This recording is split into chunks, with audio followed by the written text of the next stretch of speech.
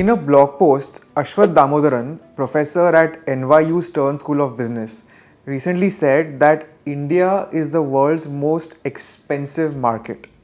Why does he say this and what can you do about it are the two main questions to ask.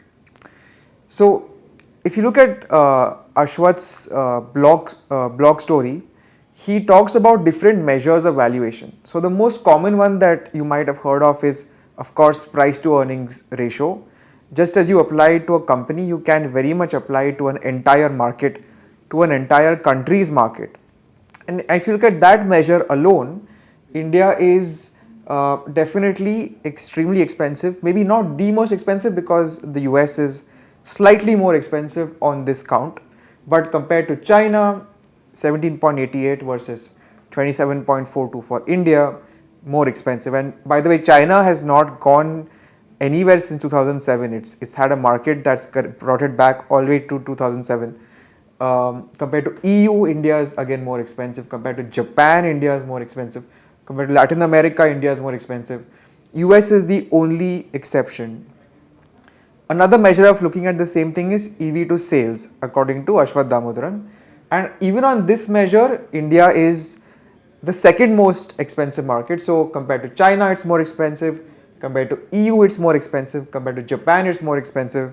Compared to Latin America, it's more expensive. The only exception, the only other market that is more expensive than India is the United States. And similarly, you can use EV to EBITDA, another measure of valuation. And here, in fact, India is the most expensive market. So even the United States at 20.51 does not match up to India at 24.08. And this is probably what leads Aswath to conclude that India is the world's most expensive market. Now, the counter to this is that India is growing fastest among the major economies. So, this justifies the high valuation. Now, India is supposed to grow at 6.7% next year in FY 25-26, according to the RBI's projection, which will make it the fastest growing major economy. No other geography in this list or outside it is growing as fast as India among the major economies. Even the US is not growing as fast as India. Now the question is, does that justify India's extremely high valuations? The other counter that people have is that India has always been expensive. It's always traded at a premium. This is not new, and it's going to be at a premium because we have a demographic dividend unfolding. We have various things going for us, so we are going to be expensive. Now the question is, does the growth justify the valuations? And there is no answer to this in finance. The answer is, at any point of time, whatever premium the market is willing to give for a certain increase in growth versus peers is what you get. So what should you as an investor do about it? What does it even mean to you? And the answer is quite simple. We as Indians, we are extremely exposed to something called single currency, single country risk. This has been pointed out by many prominent investors. For example, Devina Mehra writes about it in her book.